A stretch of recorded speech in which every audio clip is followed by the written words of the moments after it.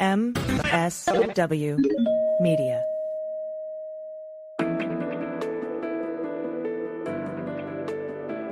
Spy Talk, a podcast at the intersection of intelligence, foreign policy, national security, and military operations. Hi there, I'm Jeff Stein, and this is Spy Talk.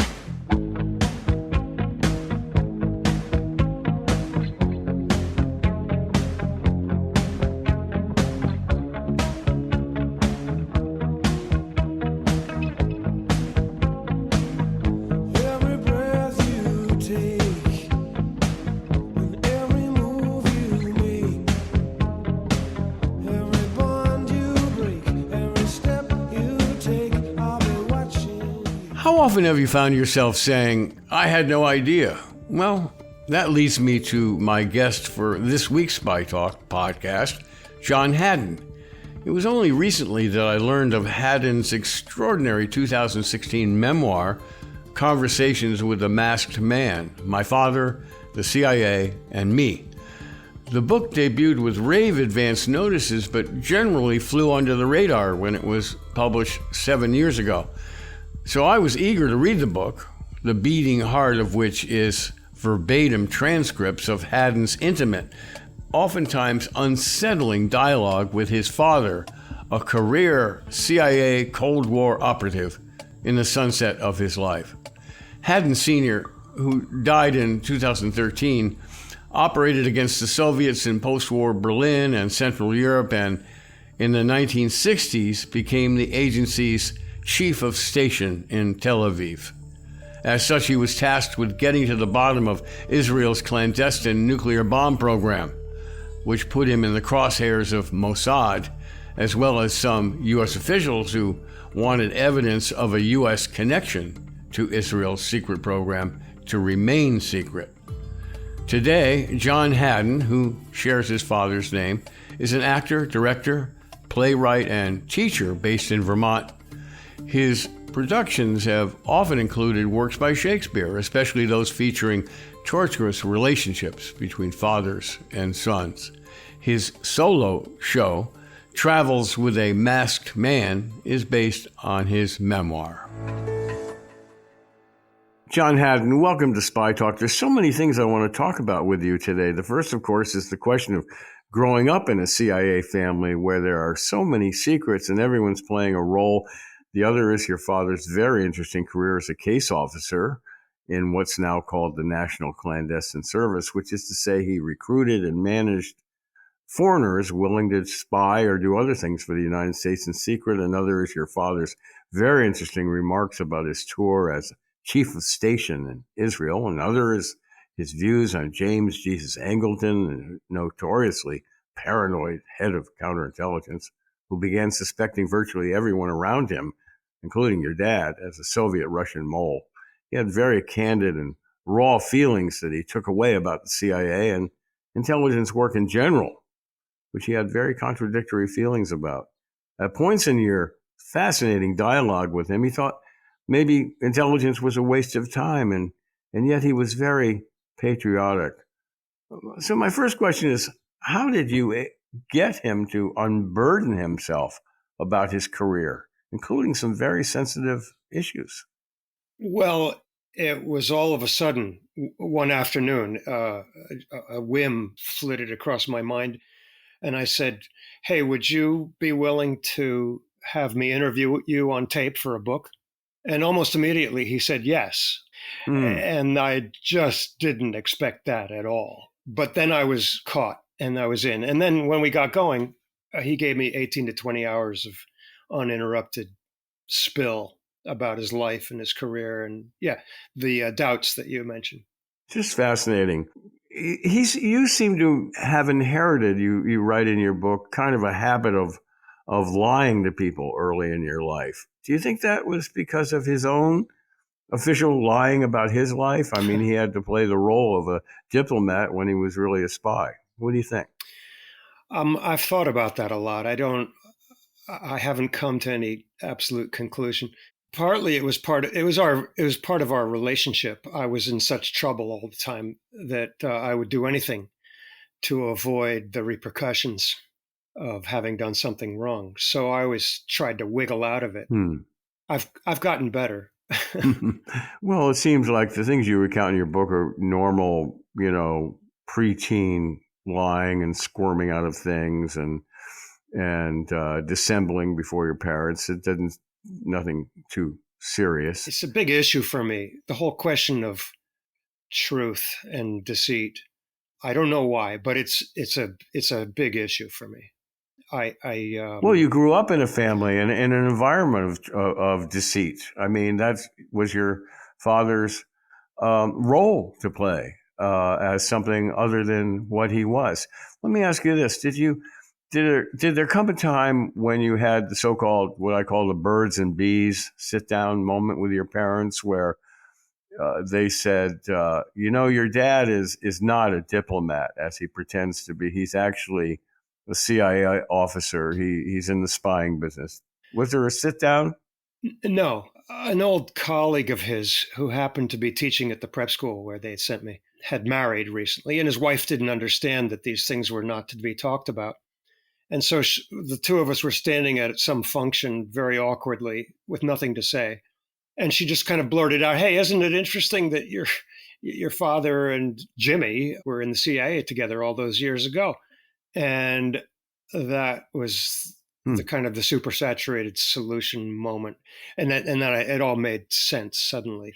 Before that, I had no idea. That was right after the Kent State shootings, so it was an interesting moment for us late teenagers. 1970. Yeah. So your dad thought it best to conceal from you his clandestine activities, his double life, as it were. Did he ever engage you, looking back, use you for cover for some of the activities? I talked to someone else who grew up in a CIA family who told me how his dad used to take him on walks in the park, which looked like a very innocent thing to do. And yet his father was servicing a dead drop under a tree. Did your dad engage you in CIA activities? Oh, I think that's common that the family provides cover for all kinds of things at parties, functions. The reason that we had a membership at the Sharon Hotel pool where we could all play and get out and stay out of trouble. That turned out to be a good place for him to meet people without being followed, that kind of thing. I do remember a picnic. This is maybe jumping ahead a little. He packed us all into his Ford Falcon in Israel and said we're going on a picnic. So we drove a few hours out to the Negev, out to the desert, right up to the nuclear reactor at Dimona, whereupon he handed out peanut butter sandwiches like playing cards, and then got a pair of garden shears out of the trunk. Now, this is why I remember this, is because he had no interest in gardens, whatever. So that was unusual. And then he went and plucked desert shrubbery and threw it all in the trunk, packed us all back in, turned around, and we went home. And that was the picnic. It was later I found out from Roger Madsen, the nuclear safety engineer, that radiation has a very distinct isotopic fingerprint, as it were. And he was comparing the isotopic print on those shrubs with the ones surrounding the plant at Apollo, Pennsylvania, NUMEC, and they matched. Mm-hmm. That was one of the most fascinating episodes in your book, actually.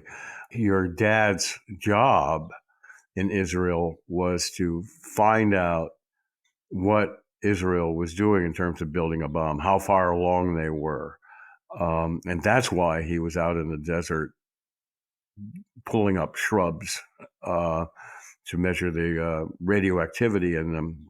And during this time in Israel, it's also another interesting part. It was also to identify the exact, the source of that highly refined uranium, so that he knew that it was the same stuff refined at that particular refinery. Yeah.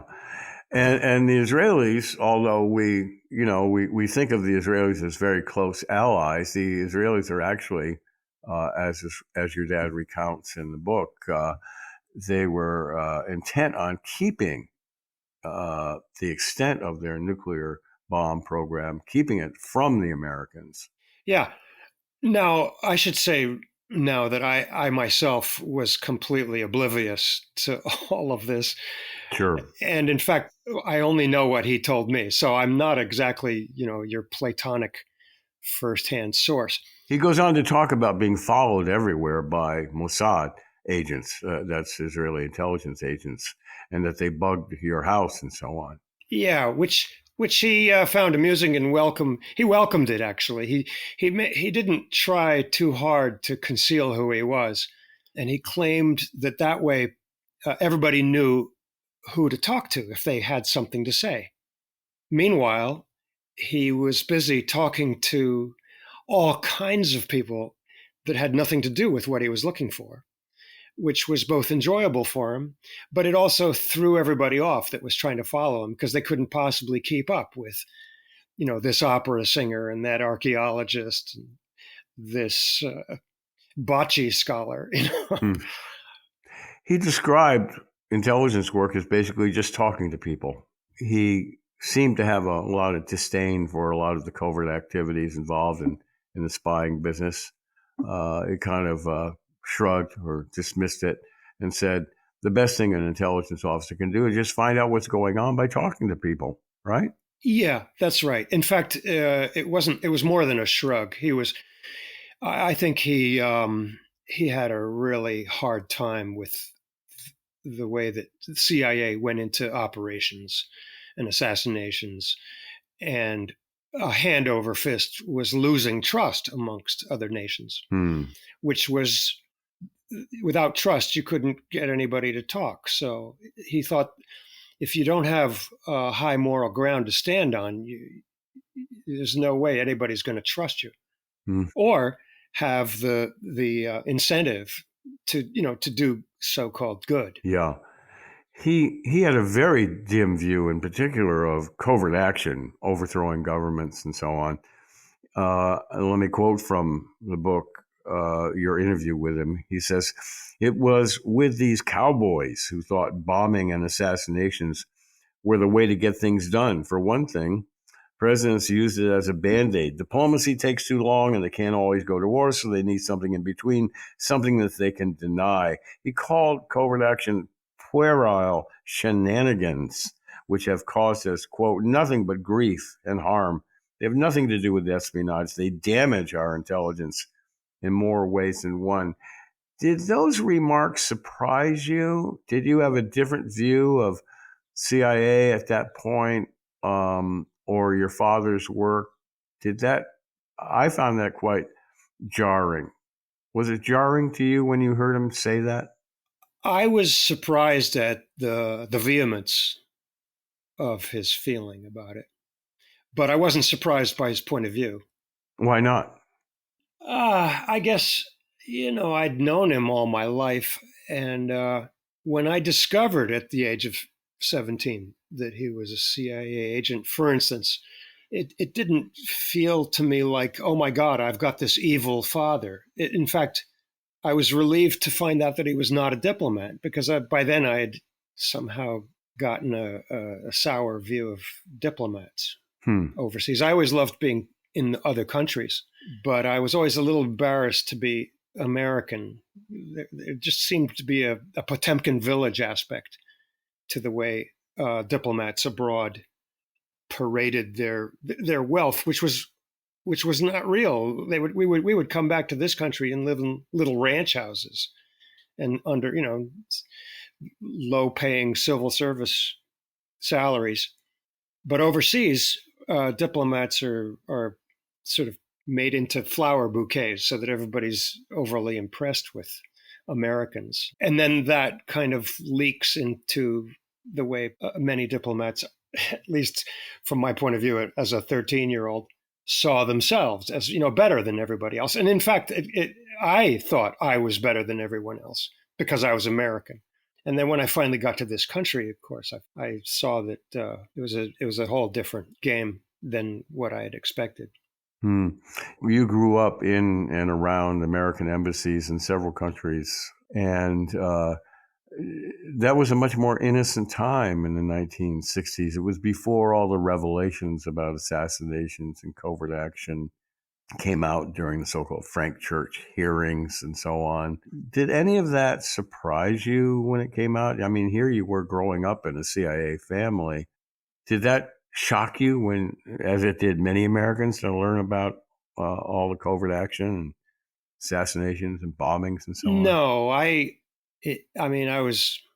there were nuggets of information that I hadn't heard about, but overall, it didn't seem surprising to me at all. That's what I expect. I mean, we had been at it for quite a while, from recruiting Nazis right after the war to spy on the Soviets, to the overthrow of Mossadegh in when I was born in 1953, and I was a rebellious young anti-war protest type. That my father actually thought I was an asset working against him. I was on the KGB payroll. What? Yeah. No, not for real. Yeah, he thought through SDS. You're being sarcastic. No. Through SDS, he thought I was somehow supporting myself by maybe I was an unsuspected. SDS, let's just stop and tell people 50, 60 years ago now. SDS, Students for a Democratic Society, was a left-wing, anti-war, pro-civil rights movement, very radical in its time. So you got involved with anti-war activity at a time when he was CIA station chief in Israel, or around that time. So did that become a point of conflict between you two? I mean, to the point that he thought that maybe you were a Soviet asset. He had tested this. At one point in the interview, I said, that reminds me of that time when you thought I was working for the KGB. And he said, oh, yeah. And then we talked about how he sent me off to a kibbutz in Israel in 1969 to a friend of his who was one of his favorite opposites, as he called them, a former KGB guy, originally from Brooklyn, who was on this kibbutz. And he set me up with this guy as a kind of surrogate father, the way the volunteer adult relationships work on kibbutzim. And he was testing me to see if I was spouting stuff, and that he could put his ear to the ground and find out if I was. Well, of course I was. I was a big blabbermouth. I would say anything that came to my mind, especially if it was kind of illicit and exciting. So it convinced him that I was a security leak, and probably a threat to his career. Yet you didn't know much about his CIA work at that time. How old were you then? In the kibbutz, I was just turned 16. So, I mean, at 16, you weren't aware of his, you might have been dimly suspicious of his work, but you did not know he was a CIA officer. And so you weren't much of a security risk. I guess he thought maybe because you had left-wing views, you were a threat to the country. He really saw you as a threat to his own career? Well, I think he didn't feel all that threatened in general. There were times when he broke the rules himself and didn't seem too concerned about the extent to which that put his career in jeopardy. But there were things I knew. I mean, I knew his whereabouts. There were all kinds of things that I knew that I didn't tie together with the fact that he was station chief. We have to take a quick break. We'll be back in a sec.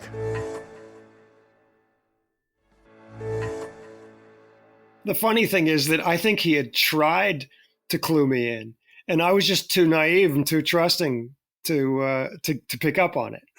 Now, for instance, once I went to his office in the embassy to do my homework, and it was way up on the top floor, and I'd never been to his office, and I thought, oh well, this is because he's a low-ranking second political secretary, so they must have stuck him as far away from the lobby as possible. and given the higher ranking people more nearby offices. Well, except that his office was half of the whole top floor, where all the surveillance equipment was, of course, on the roof in the Tel Aviv embassy. And guarded by Marines. And it was the only floor that had these Marine guards with rifles and puttees standing on either side, stone-faced. And then when he went, he said, "Oh, I'm going down the hall," and the only other person up there was the ambassador. And he said, "So just while I'm gone, just don't look in that file." And he pointed at the open file and left. And I went over, of course, to look at it because I was curious. Sure. And it was a big fat file that was marked Kim Philby. No. Who had not yet been caught as running the Cambridge Five. So Philby, of course, the notorious and legendary agent. Yeah. And so, I mean, I did look it up later and found out, oh, yeah, he's this double agent, big time double agent. But it still didn't occur to me, well, so what? Of course, he could have a file on that. But there were other things, too. Like Richard Helms came to visit us in Israel shortly after he'd been appointed as the director of CIA. And he was on the cover of Time magazine, which I recognized. But I just thought, oh, okay, so the director of CIA came to see us in Israel. So what?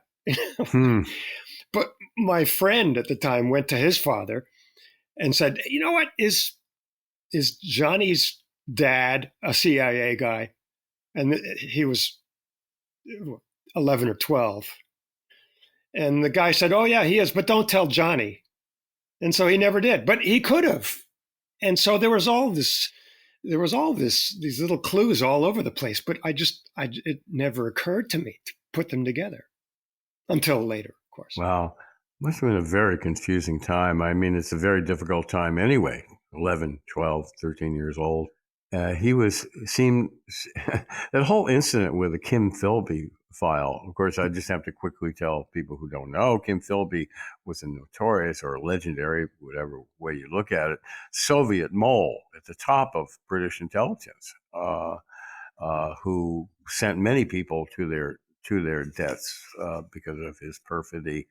And he left a file on Philby open for you to see. I guess that maybe, looking back, was that a way of him trying to kind of hint to you that he was not just a regular diplomat, that he was in the spying business? Yes, absolutely. I mean, it was partly, I think, he wanted me to know that I was bigger than his assignment said he was, as a matter of pride. But I also think he wanted me to know, but he didn't. But it was impossible for him to tell me. On the other hand, later on, he told me that it was important for kids not to know anything, because if they're taken and interrogated, interrogators can tell right away if they don't know anything. But if they do, then it can go badly. And how much later was that he told you this? Is this when you're both, but he's elderly, near the twilight of his life, and you're a full adult? Years later, yeah. And what do you think about that now? I knew that he was CIA from 17 onwards, so it was always in the background of our conversations, and our conversations in any case had always been about politics around the dinner table. It was a kind of vicarious way for us to disagree about other more personal things. So we would get very heated about current events, and I assumed that he was that he towed the line in every way. So I assumed that he was in favor of the war in Vietnam and so on. Later, he told me that no, he thought it was a terrible debacle, but that surprised me, because he silenced his own views to his family. Even he hated whistleblowers. He thought they were grandstanding, and yet he said that one day when Abu Ghraib was in the news, he thought he might go down and stand on a box and put himself in a hood and have some wires coming out, as protest. And that surprised me, because And so I would ask him, so listen, why don't you join other dissident ex-CIA officials and add your name to all these things that you think are screwing us? And no, he had some kind of inner compass that didn't allow that. Yeah. He talked about being a good soldier. Yeah, he was a West Point educated soldier. And yet he says to you in the book, in your interview with him, it was not a healthy life. He drank a lot, and he indicated that was pretty common. Yeah. In the clandestine service. Yeah. So he was a good soldier who wrecked his own life.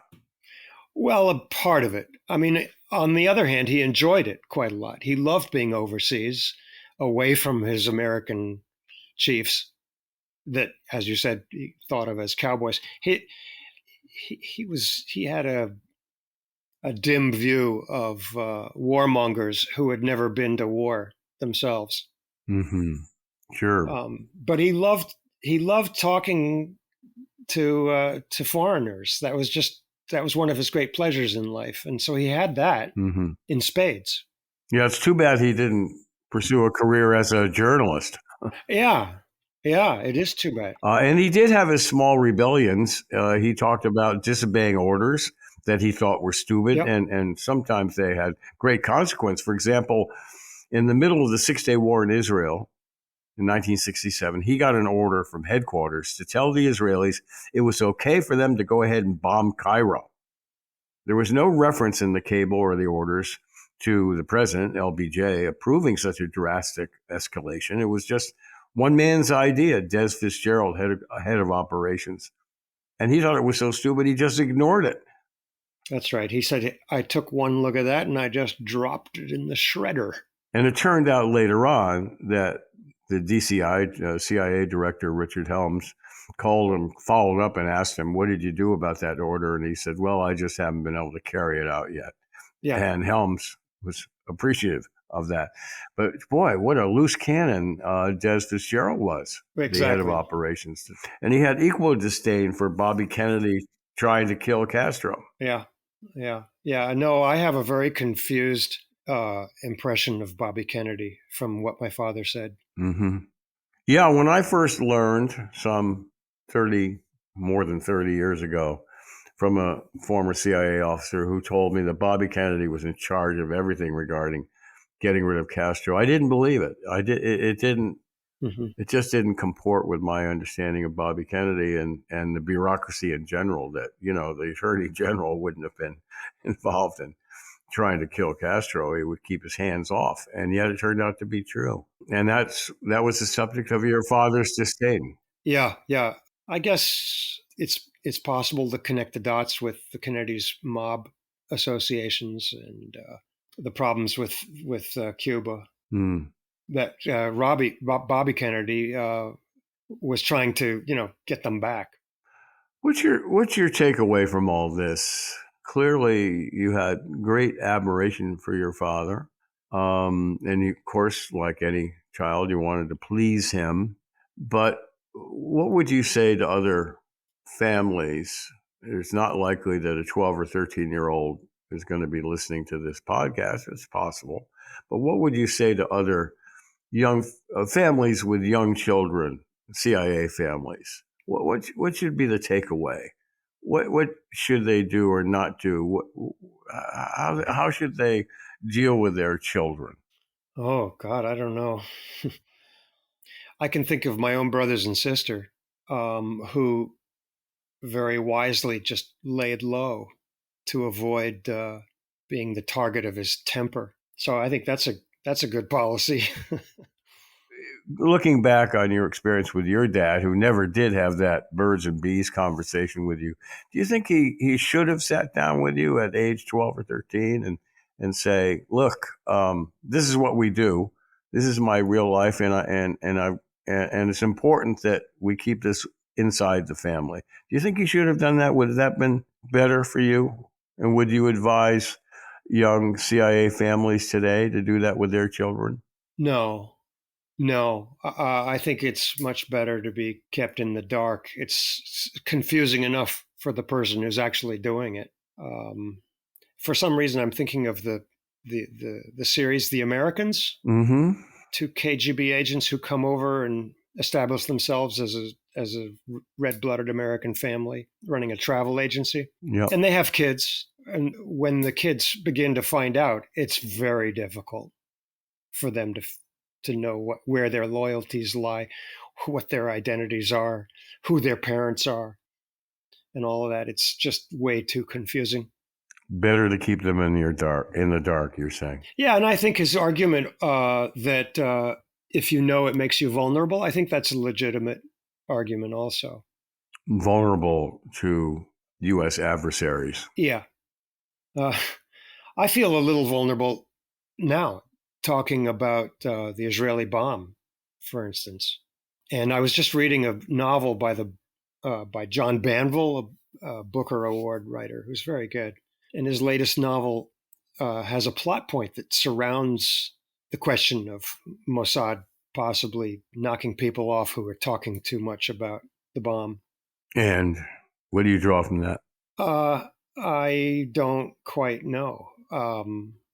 We were talking about the Oppenheimer film, and you just the other day, yeah, interviewed Kai Bird, and so I went to see it last night, and I was very disturbed and very moved by it. I guess I'd grown up having nightmares about nuclear holocaust, having lived in various hot spots where that could happen, and my grandfather was part of the Manhattan Project in a big way. And died of a heart attack at 64. I think my father claimed from anxiety about that. And anything that I'm a theater director and I write stuff, and anything I do has to do with the damage that happens when power gets out of hand and people crush each other, either on a personal level or on a national, global level. And I remember reading the book On the Beach by Neville Shute when I was about 11 or 12. And I can remember it clear as day, just thinking, oh, yeah, that's where we're going. It's about a global nuclear war. I remember reading that myself in high school. Yeah, it's a very convincing story. Startling. Yeah.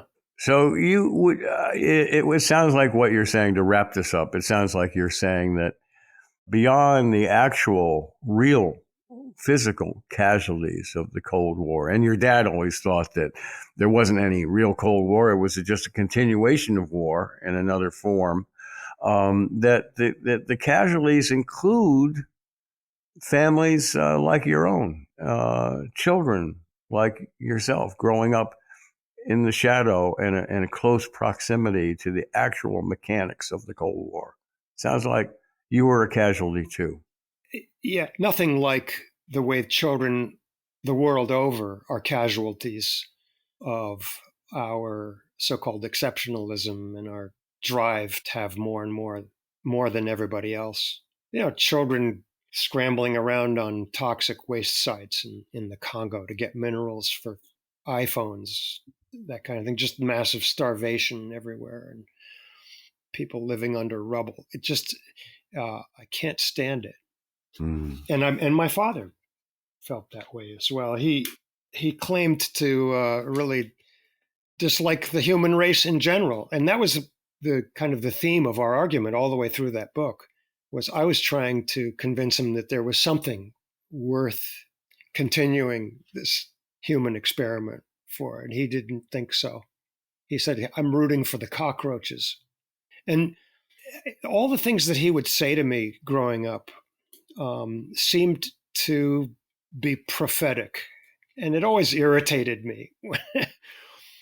Like, well, one of the things he kept saying was, oh, it can't happen here. Well, it can happen here. And he had smelled the rotten, drowned bodies in Dresden and seen, what was the outcome in Germany. And he just said, Germany is not different than this country here at all. Mm-hmm. That war could come here and devastate us. Oh, yeah. That internally we can do that to ourselves. But the Middle East, he considered the the tinderbox, that he thought that's where it would all explode. Mm-hmm. And we keep pouring armaments and stuff into that little tiny part of the world. And Israelis themselves talk about the Samson option, which, taken from the story in the Bible, is the metaphor for, well, we've got missiles trained at all the major cities. So if anybody takes us out, you're all gone. And it just seems to me that as a human species, we're meant to do something else. We're meant to take care of each other. We're meant to experience love. We're meant to appreciate the miracle of life in all its unbelievable, unfathomable variety all around us.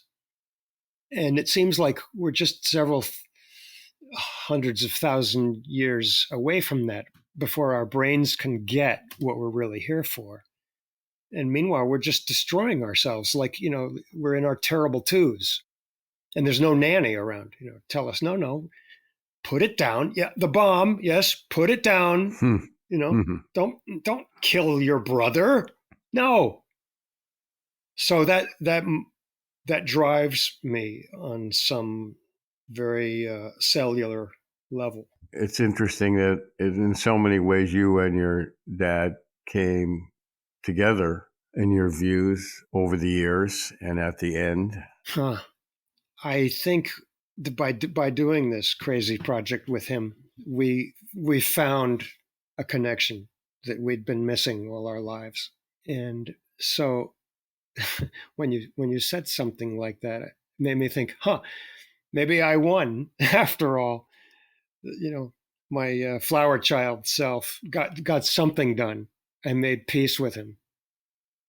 I urge everyone to read your book, Conversations with a Masked Man, My Father, the CIA, and Me.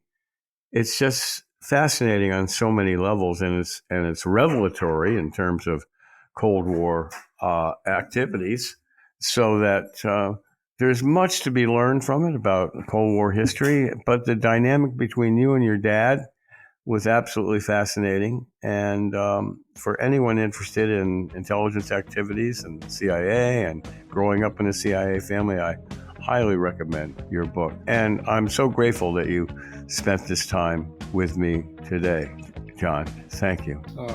Pleasure. And that's it for this week's Spy Talk. Be sure to check out our complete podcast archive at the MSW Network or on Apple or wherever you get your podcasts. And if you haven't already, do check out the Spy Talk news site on Substack, where our deeply experienced contributing writers offer a steady diet of scoops and original analysis. Just Google Spy Talk and you'll find your way there. This edition of the Spy Talk podcast was smoothly produced and edited, per usual, by Molly Hawkey for MSW Media. And oh, by the way, that music you're hearing, that's Every Breath You Take, of course, the Monster 83 hit by The Police, fronted by Sting. Interesting footnote, Sting says he started writing the song at the late Ian Fleming's secluded estate in Jamaica, and as many Spy Talk followers also probably know, the band's drummer was Stuart Copeland, whose father was the legendary CIA ops officer Miles Copeland. Sting said the song had nothing to do with the CIA or espionage. That's it. Thanks for listening. I'm Jeff Stein. For more original reporting and insights like this, subscribe to spytalk.co on Substack and follow us on Twitter at @talk_spy. If you enjoyed our podcast, subscribe and leave a review on Apple Podcasts, Spotify, or wherever you get your podcasts. MSW Media.